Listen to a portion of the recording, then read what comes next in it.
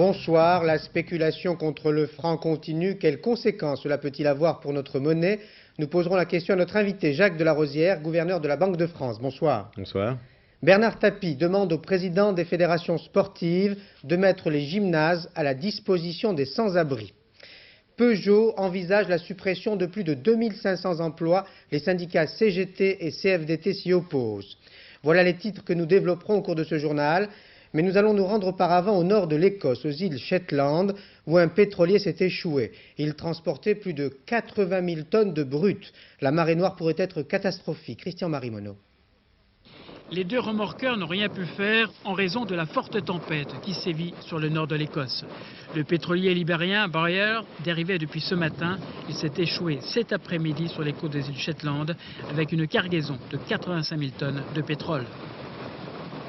Depuis plusieurs heures, une partie de la cargaison s'écoule dans la mer. Mais le navire est encore intact, il ne s'est pas brisé sur les rochers. Malgré un vent violent de plus de 100 km/h, l'équipage composé de 34 hommes a pu être évacué par hélicoptère. Son capitaine explique que les moteurs de son navire ont été noyés par l'eau de mer. Ce pétrolier appartient à des sociétés basées à New York et Hong Kong, battant pavillon libérien. Les îles Shetland sont peu habitées mais constituent une réserve de plusieurs milliers d'animaux uniques en Europe et qui sont sérieusement menacés. Les écologistes déplorent qu'aucune mesure de sécurité soit prise à l'encontre des nombreux navires présentant des défauts. Beaucoup de pétrole s'est échappé du navire et beaucoup d'animaux ont souffert. Si le mauvais temps se maintient, il sera impossible de dégager le pétrolier des rochers. Et potentiellement, ce sera un désastre 2 fois plus grand que celui d'Exxon Valdez dans l'Antarctique. 3 navires, 6 avions sont prêts à intervenir, mais en raison des vents violents, les services de sécurité attendent demain pour intervenir, si les conditions climatiques le permettent. Les spécialistes craignent que le navire ne puisse résister longtemps aux coups de boutoir des vagues et libère alors la totalité de sa cargaison. Une hypothèse catastrophe à laquelle personne n'a songé ce soir. Le franc est en mauvaise posture, il subit les assauts des spéculateurs. Il a réussi à résister grâce à l'intervention des banques de France et d'Allemagne et grâce à la solidarité entre Paris et Bonn. Avant de retrouver notre invité Jacques Delarosière, gouverneur de la Banque de France, écoutons les précisions de Sophie Jouve sur l'ampleur de cette spéculation. Prévisible, cette nouvelle attaque contre le franc. Profitant de l'instabilité des marchés, les spéculateurs dont c'est le métier cherchent à gagner de l'argent au plus vite dès le début de l'année. Mais surtout, à l'approche des législatives, les financiers testent les politiques sur leurs réelles intentions face à l'Europe. Nous sommes à l'heure actuelle dans une espèce de guerre d'usure, de guerre de tension, pour savoir jusqu'où nous allons maintenir notre adhésion au SME et notre accroche à l'Europe. Une spéculation pour l'instant nettement moins virulente qu'en septembre, car la coordination semble parfaite aujourd'hui entre la France et l'Allemagne. Nouvelles interventions hier et aujourd'hui de la Bundesbank pour soutenir la monnaie française. Communiqué commun des autorités financières des deux pays affirmant leur solidarité autour du franc. Et surtout, les mêmes gestes, les mêmes propos affichés au même moment par les deux banques centrales. Des signes jugés encourageants par le gouvernement français qui multiplie les déclarations pour faire avorter les nouvelles agressions contre le franc. Ils recommencent, ils se trompent, ça leur coûtera. Et ça leur coûtera parce qu'il y a la détermination du président de la République française, la détermination du Premier ministre et la détermination du ministre des Finances que je suis de défendre la monnaie. Au-delà des déclarations, une seule chose pourrait sauver notre monnaie, une baisse concertée des taux d'intérêt, notamment en Allemagne. Les regards sont fixés vers Francfort, où la Bundesbank doit se réunir jeudi prochain. Jacques Delarosière, bonsoir. Vous êtes le gouverneur de la Banque de France. Vous êtes au centre, si j'ose dire, de la tourmente. Alors on va essayer de comprendre pour nos téléspectateurs. Qui spécule contre le franc? Bien, ce sont des gestionnaires de fonds, des trésoriers de sociétés internationales qui ont des fonds à gérer et à placer et qui, dans certains cas, essayent de se protéger contre une perte possible de change. Quand ils écoutent des rumeurs sur, par exemple, un possible décrochement du franc du système monétaire européen, ils cherchent donc à se protéger et à ce moment-là, ils limitent leur portefeuille en francs et ils les vendent. Ou bien ce sont des gens qui espèrent faire un gain de change et qui prennent des positions ouvertes contre notre monnaie, c'est-à-dire qui empruntent des francs auprès des banques françaises les transforment en Deutschmark en espérant faire un gain de change. Alors, voilà en gros, si vous voulez, ce que sont les spéculateurs. Donc manifestement, vous les identifiez, vous dites trésorier de sociétés internationales. Est-ce qu'il y a des sociétés françaises? Mais écoutez, les entreprises internationales ont des capitaux qu'elles gèrent sur le monde entier. Il y a en effet des sociétés françaises, il y a des sociétés internationales, il y a des fonds de pension, il y a des fonds de retraite, il y a des fonds d'investissement. Alors, il faut savoir que cette spéculation est en réalité absurde, car elle s'adresse à une monnaie qui est la meilleure du monde, une des meilleures du monde. La France, comme vous le savez, a un taux d'inflation extrêmement faible et elle a un surplus commercial. Elle est donc dans une position absolument idéale du point de vue des changes. Et donc c'est une spéculation qui en réalité est complètement mal placée. Alors pourquoi le font-ils? Alors pourquoi le font-ils? En septembre, il y a eu une spéculation violente contre le franc. Et là, ils ont joué, à tort, et ils ont perdu le non au référendum. Cette fois-ci, qu'est-ce qu'ils jouent? Ils jouent, comme l'ont dit d'ailleurs les présentateurs de votre émission, ils jouent sur une guerre d'usure. Ils se disent que le gouvernement français, les autorités monétaires françaises vont se lasser de se battre et de rester à l'intérieur du système monétaire européen. Or, ils se trompent, car quand vous avez la meilleure monnaie, celle dont le résultat, si vous voulez, en matière de prix est la meilleure, celle qui a la meilleure compétitivité, le marché lui-même, dans ses fondements, n'accepte pas la dévaluation du franc français. Nous sommes la meilleure monnaie du système. Alors là, vous donnez des arguments économiques. Il y a peut-être des arguments politiques qui les incitent à agir de la sorte. C'est l'incertitude politique à 3 mois des élections. Alors il est normal dans une démocratie, quand il y a des élections, qu'il y ait des incertitudes de ce genre.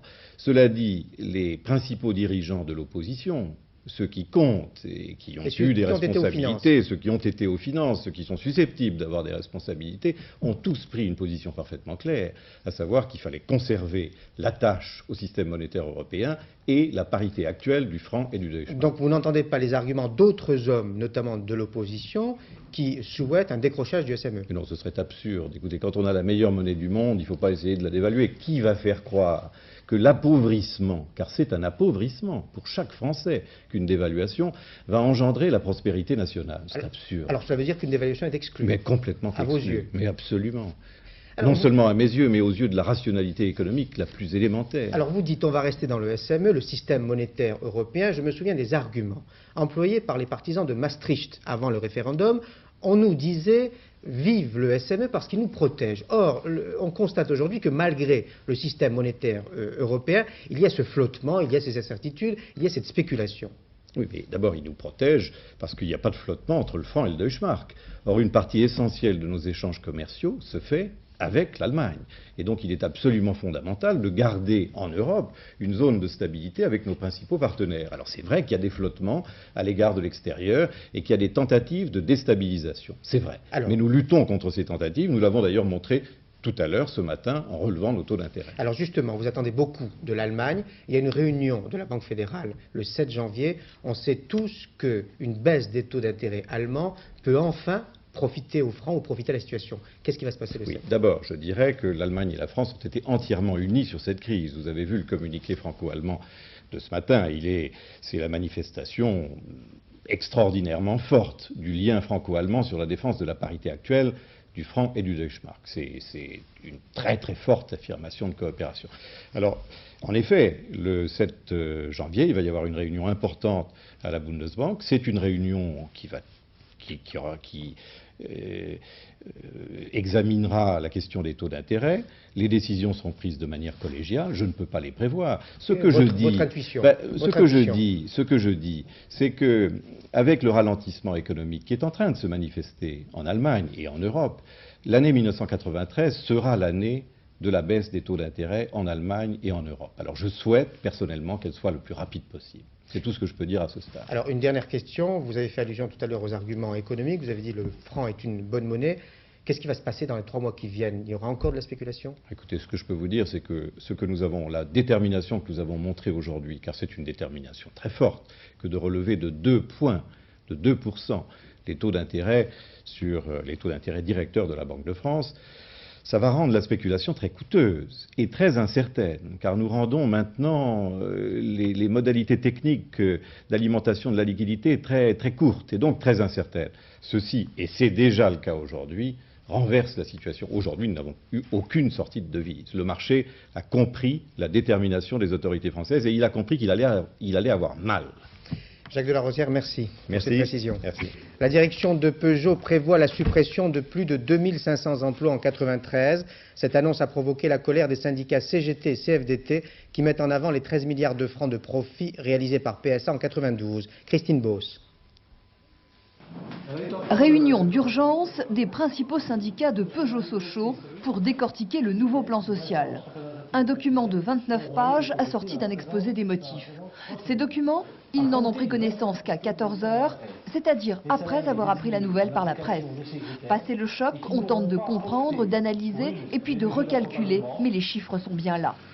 Près de 2600 suppressions d'emplois sur 4 sites, Sochaux, Mulhouse, Sept-Fonds et Lille. Comme d'habitude, c'est Sochaux qui est le plus touché avec 1606 emplois supprimés. Même si le plan social prévoit en tout 1600 départs en pré-retraite, la pilule est amère. Peugeot est vraiment malade aujourd'hui, il est malade de la maladie des profits, je dirais. Plus il en fait, plus il en veut. Et c'est plus supportable. Les milliards qui ont été réalisés par les salariés, il faut qu'ils servent à l'embauche, il faut qu'ils servent à travailler mieux, moins longtemps. Les plans sociaux suivent l'un derrière l'autre, c'est plus tolérable, il faut vraiment y mettre un coup d'arrêt aujourd'hui. La productivité que la direction annonce encore dernièrement sur le plan social, 10,2% d'augmentation de productivité, est-ce que ça va être supportable par le personnel ? Autant dire que la conjoncture difficile et la poursuite de l'amélioration de la productivité avancée par la direction de Peugeot ne convainquent personne ici. Quant à la base, qui n'en a pas fini avec le plan social 92, elle n'est même plus étonnée. Ils en parlent toujours, on va bien que ça arrive un jour. Ça vous surprend tout de même? Pas spécialement, non. Dans la conjoncture actuelle, pas spécialement. Je sais pas, je trouve que ça fait beaucoup de monde. Il y a 10 ans, 43 000 personnes travaillaient ici à Sochaux. Aujourd'hui, il en reste 22 000. Gérard Leclerc recevra demain aux 4 vérités à 7h50 Yvon Gattaz, l'ancien président du CNPF. Le froid a de nouveau tué en France aujourd'hui. 5 vagabonds sont morts d'hypothermie dans plusieurs villes de France. Cela porte à 13 le nombre de victimes. Et cela a incité Bernard Tapie à prendre une initiative. Le ministre de la Ville, président de l'Olympique de Marseille, mobilise avec l'aide de l'Armée du Salut les fédérations françaises sportives. Il leur demande d'ouvrir aux sans-abri les gymnases et vestiaires de stade. Un premier centre vient d'être ouvert ce soir au club olympique d'Alfortville, où nous retrouvons Caroline Laudrin et Christian Autin. Pour le ministre de la Ville, Bernard Tapie, un gymnase sert à faire du sport, mais aussi à abriter les sans-domicile les nuits de grand froid.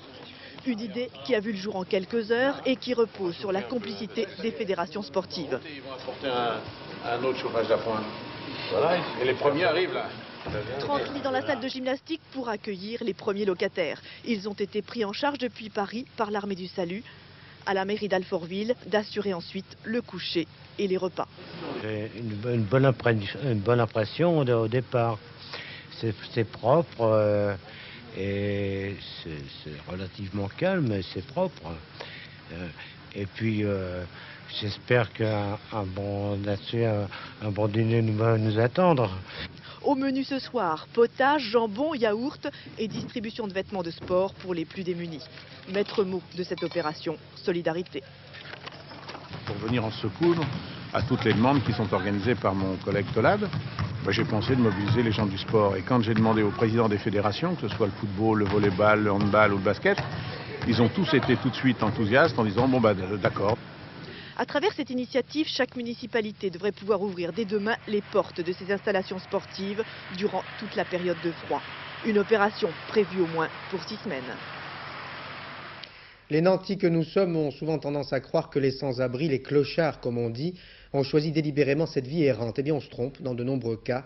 Si des hommes ou des femmes se retrouvent dans cette situation, c'est parce qu'ils la subissent, c'est parce qu'ils n'ont plus les moyens de subsister, c'est parce que le chômage parfois les a frappés.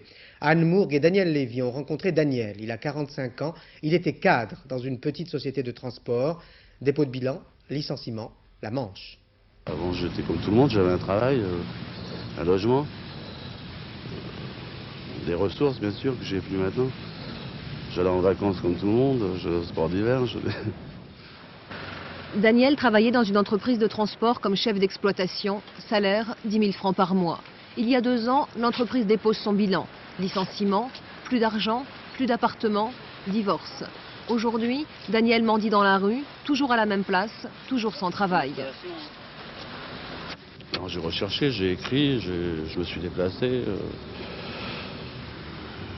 Il y a l'âge qui fait aussi, on préfère prendre des jeunes avec des diplômes. Moi, je n'ai aucun diplôme, j'ai un certificat d'études, c'est tout. Donc on est assisté par la CEDIC, c'était bon. J'avais tous mes droits, j'avais 1 an pour retrouver du travail. J'avais pas de problème. Moins. Et quand on ne trouve plus, ça arrive à la fin et qu'on ne trouve plus, on ne trouve pas, là ça devient dangereux. Bien, je me débrouille. Dès que j'ai un peu d'argent, ben, je vais à l'hôtel. Si j'en ai pas, je me promène dans la rue. Manger, ça va. Manger, ça pose aucun problème. On trouve toujours se débrouiller. Je pensais que c'est pas avec ceux que je voyais, aux autres que je voyais toujours dans la rue. Il y en a, c'est souvent les mêmes qu'on voit dans la rue. Non, je me suis dit, jamais moi, jamais comme ça. Et je suis pas encore arrivé à un point comme ça, mais ça peut. La chanteuse Barbara, sensibilisée par ce problème, vous suggère d'envoyer des couvertures et des pulls. Vous pourrez le faire en appelant le numéro vert que je vous donnais hier, 05 02 24 24. Si vous appelez d'une cabine, sachez qu'il n'est pas utile d'avoir une carte de téléphone pour composer ce numéro. François Mitterrand, toujours très politique, lors d'une nouvelle cérémonie de vœux, adressée cette fois aux syndicats, patronats et mouvements associatifs, le président de la République a de nouveau souhaité que les conquêtes sociales ne soient pas remises en cause en mars prochain. Nathalie Saint-Cric. À l'occasion des vœux, chaque année, François Mitterrand distille un certain nombre de messages. 93, à 3 mois des législatives, ont guetté plus que jamais la parole élyséenne. L'occasion pour le chef de l'État de faire quelques mises au point sur une deuxième cohabitation évoquée à demi-mot et pour répondre à une opposition qui redoute de voir son action entravée après mars. La réponse est claire, le chef de l'État laissera le gouvernement gouverner dans le pur respect de la Constitution. Le président de la République n'a pas pour charge de gouverner à la place du gouvernement. Il n'y a pas de gouvernement bis ici. Enfin, autre cérémonie, autre vœu, mais toujours petite phrase, thème favori du chef de l'État s'adressant à l'opposition, les acquis sociaux doivent et devront demeurer intangibles.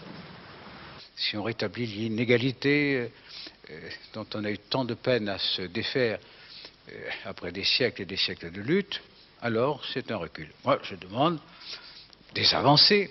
Et en tout cas, je demande que l'on préserve ce qui est conquête sociale.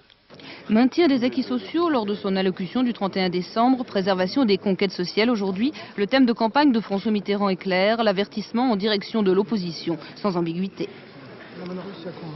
Dans une autre cérémonie de vœux à l'hôtel de ville de Paris cette fois, Jacques Chirac a en quelque sorte répondu au chef de l'État. Les acquis sociaux, a-t-il dit, ont été en fait remis en cause au cours de ces dernières années. Nous avons l'ambition de les redresser. Les négociations sur la Bosnie ont été suspendues à Genève. Les deux présidents de la conférence de la paix, de cette paix impossible, se sont rendus aujourd'hui à Belgrade. Cyrus Vance et Lord Owen vont tenter de convaincre le président serbe Milosevic. S'ils échouent, l'ONU pourrait intervenir d'une manière plus ferme. Cela semble urgent tant la situation se dégrade à Sarajevo. Nos envoyés spéciaux Stéphane Magnier, Jean-Jacques Le Garec et Jean-Paul Fauré se sont rendus dans l'hôpital de la ville. Il y avait, dans cet hôpital, au début de la guerre, 300 pensionnaires. Ils ne sont plus que 108. Les corps des morts ont été déposés dans les 2 premières chambres du rez-de-chaussée. Il y en a eu 10 depuis l'arrivée de la neige, il y a 3 jours. On n'a pas pu les évacuer parce que la seule voiture de l'hospice a été accidentée et qu'il n'y a ni téléphone, ni électricité pour prévenir. En novembre et décembre, 27 personnes sont mortes de froid. Nous n'avons pas assez de poêles, de bois ni de charbon. C'est inévitable que les gens meurent de froid. 5 mètres plus loin, il fait moins 5 degrés dans les chambres à l'heure des repas.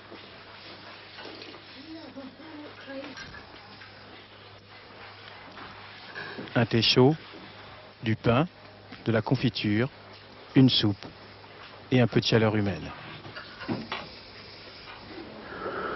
Ils étaient artisans, commerçants, fonctionnaires.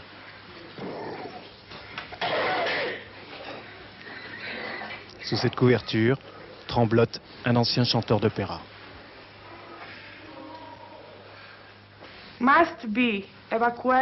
Il faut les évacuer tous, tout de suite, dans un endroit où il fait chaud. Ils ont très très froid. Bientôt, ils vont tous mourir. Évacuer l'hospice, oui, mais par qui et pour aller où? Depuis le mois d'août, personne n'a écouté les appels désespérés de Lydia, la psychologue. Seule l'ONU vient 2 fois par semaine livrer de la nourriture et un peu de bois de chauffage. Mais rien qu'en ce qui concerne l'enlèvement des corps... À nous, on n'a pas vraiment d'instruction, on ne s'occupe pas vraiment des victimes. Quelques minutes plus tard, les casques bleus français trouveront quand même une solution. Effectivement, c'est pas notre travail, mais on s'en occupe quand même. On fait activer Civipol et la police militaire pour leur enquête. Et deuxièmement, on peut éventuellement leur transporter leur cadavre jusqu'à Issa. Mais l'évacuation de l'hospice, elle, n'est pas si simple. Les pensionnaires et les 6 personnes qui les soignent encore sont croates, musulmans et serbes. L'hospice est à 100 mètres de la ligne de front, en territoire serbe. Et l'ONU n'a pas de mandat pour intervenir. Tout le monde se rejette la responsabilité. L'hiver fera des victimes, avait prévenu l'ONU. Cette prédiction est devenue une cruelle réalité. Impasse également à Addis Abeba où les chefs de guerre somaliens n'ont pas réussi à se mettre d'accord et cela ajoute à la nervosité qui règne à Mogadiscio. Dorothée Oliéric. Les Somaliens ne veulent pas rendre les armes, alors les marines se cherchent et parfois ils trouvent, comme ici, des mortiers, des armes automatiques, plus de 55 pièces dont une partie volée à des soldats belges. Tant qu'il y a des armes, disent les Américains, le potentiel de violence subsiste, alors ils les détruisent. Nous cherchons à imposer une présence à la fois physique et psychologique dans les rues de Mogadiscio pour dissuader les gens de sortir avec des fusils, explique le porte-parole américain. Ils sont en effet des milliers à patrouiller dans la capitale où attaques et fusillades restent fréquentes. Cet après-midi, un Somalien qui avait ouvert le feu a été abattu par un soldat américain. Aujourd'hui, les troupes étrangères doivent faire face à un nouveau problème, l'audace de certains Somaliens que la présence de près de 25 000 hommes ne semble guère effrayer. De nombreux Somaliens, ceux qui croient à la paix, n'ont pas attendu l'intervention des Américains et des Français pour apporter leur contribution. Ils tentent d'endiguer la montée de l'intégrisme qui, à leurs yeux, menace leur pays, et ils le font grâce à l'éducation. Les femmes, de ce point de vue, sont très actives. Reportage d'Éric Monnier et Georges Ansen. Une classe de primaire. Le cas n'est pas si courant en Somalie. Dans les locaux où il enseignait jadis à des étudiants, le professeur d'université est devenu instituteur. La réouverture de cette classe, c'est le combat d'Alima, de Starlin et de leur association IDA. Dans l'ancienne école normale, aux allures de camp de réfugiés, les locaux soumis à tous les pillages attendent la réhabilitation. Mais dans ce pays sans État, qu'est la Somalie aujourd'hui, ces 2 femmes refusaient de laisser le champ libre aux écoles islamistes. Si on essaie d'ouvrir des écoles primaires, c'est pour occuper ces enfants qui n'ont rien à faire de la journée. Les empêcher de traîner dans la rue. Alima habite à Mogadiscio et comme elle est là-bas... C'est IDA, c'est l'association qui fait ça. Oui, c'est notre ambassadeur à Mogadiscio. En s'installant dans les murs de l'école normale, IDA a aussi réussi à sauver un trésor. Cette bibliothèque universitaire, la dernière bibliothèque de Somalie. Des tables et des chaises, ce sont 3 nouvelles classes qui ouvriront la semaine prochaine. IDA tire son nom de la fête de l'Id, la fin du Ramadan et le premier jour du pèlerinage, un nom volontairement féminisé. Si l'association existe depuis 1987, ce n'est qu'après la chute de Siad Barre qu'elle a enfin pu travailler. Le noyau dur d'IDA est Abre Guedir, comme le général Aïdid, mais elle se défend de rouler pour lui. Nous voulons que les femmes prennent part aussi à toutes les décisions politiques. Alors on ne milite ni pour Aïdid, ni pour Ali Mahdi, ni pour qui que ce soit. Parce qu'aucun d'entre eux ne pense aux femmes. Outre la réouverture des écoles, la raison de vivre d'IDA, c'est l'émancipation des femmes. Grâce à l'association, plus de 250 ont appris un métier, travaillent au nettoyage de la ville ou à la confection de vêtements d'écoliers. Récemment, c'est la sœur de Starlin, Alima Harouche, qui a soustrait Leïla à la vindicte populaire, à la rumeur qui en faisait une prostituée et qui aurait pu la tuer. Nous chercherons toujours de nous battre pour notre cause, pour avoir notre place dans la société somalienne. Les islamistes, ce sont vos ennemis? Oui, car les islamistes sont toujours des personnes qui ne connaissent pas bien la religion, mais qui utilisent certaines sourates de la religion pour, pour déranger les femmes. Ils ont des gens qui ont des problèmes mentaux, à mon avis. Halima, Starline et les autres avouent parfois avoir peur. Mais tant que leur courage l'emportera, toutes les Leïla de Somalie ne pourront pas oublier qu'ici, le combat pour leur dignité ne fait que commencer. Il avait tué 3 enfants, il a été exécuté, pendu plus précisément. Wesley Allen Dodd avait 31 ans, il avait lui-même choisi son mode d'exécution. Cela s'est passé dans l'État de Washington. Bruno Albin. Wesley Dodd avait refusé de faire appel de sa condamnation à mort pour le viol et l'assassinat de 3 petits garçons en 1989. Si je dois rester en prison, je m'échapperai en tuant les gardiens s'il le faut et je recommencerai aussitôt dès que je serai dans la rue. Recommencer quoi?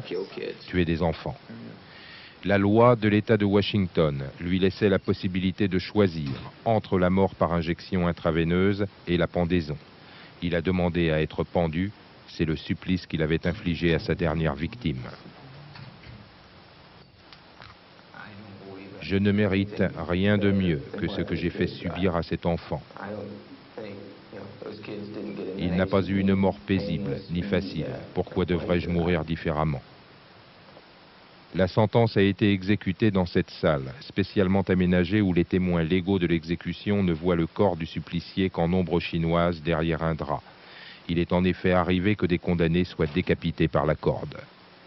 Jusqu'au dernier moment, les adversaires de la peine de mort ont plaidé devant la Cour suprême la cruauté de la peine capitale et de la pendaison en particulier. La pendaison, en vigueur dans les États du Montana et de Washington, n'avait pas été appliquée depuis 17 ans. Les avocats de Wesley Dodd ont répliqué que la véritable cruauté eût été de ne pas laisser le condamné choisir comment mourir. Et mis à part cette veillée organisée par les abolitionnistes devant la prison à l'heure de l'exécution, il n'y a pas eu d'autres débats. On dit aussi qu'à Portland, certains jurés, bouleversés par l'horreur des meurtres de Wesley Dodd, ont eux-mêmes cherché l'aide des psychiatres après le procès. Beaucoup de bruit pour rien. L'Akatsuki Maru, chargé de plutonium, est arrivé à bon port au Japon, malgré la présence de plusieurs centaines de manifestants. José Blanc-Lapierre. Mission accomplie. La cargaison de plutonium est arrivée à bon port après 2 mois d'une croisière tenue secrète. Un transport controversé qui s'achève comme il avait commencé. Au Japon comme à Cherbourg, Greenpeace. Ces banderoles et ces zodiacs qui ne feront pas le poids face aux forces de l'ordre. Sur le quai, des manifestants, le poing levé contre le programme nucléaire nippon. 1,7 tonne de plutonium qui servira à alimenter dans quelques mois le surgénérateur de Monju, autrement dit le superphénix nippon. Le Japon compte ainsi développer sa production d'électricité d'origine nucléaire, nouvelle croisière prévue dans 3 ou 5 ans. La championne le redevient. Carole Merle a remporté aujourd'hui sa première victoire de la saison dans le slalom géant de Maribor en Slovénie, une épreuve qui compte pour la Coupe du Monde. Yann Lavoie.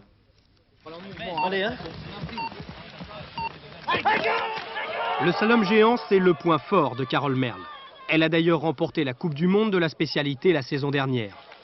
Aujourd'hui, sur la piste glacée de Maribor en Slovénie, elle a remporté les 2 manches et pas de demi-mesure pour son premier succès de la saison. Carole Merle a relégué ses rivales à plus d'1 seconde.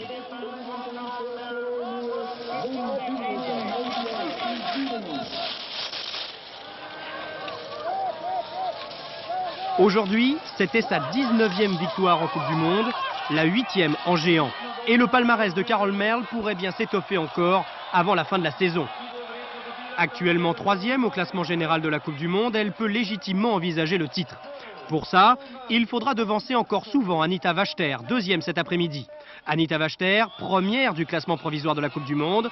À elle, la lourde tâche de succéder à Petra Kronberger, qui a pris sa retraite sportive la semaine passée.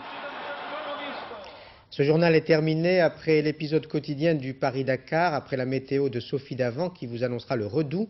Unité de ton sur France 2 ce soir, avec tout d'abord à 20h50 la Palme d'Or du Festival de Cannes 89, Sexe, mensonge et vidéo, le film de Steven Soderbergh.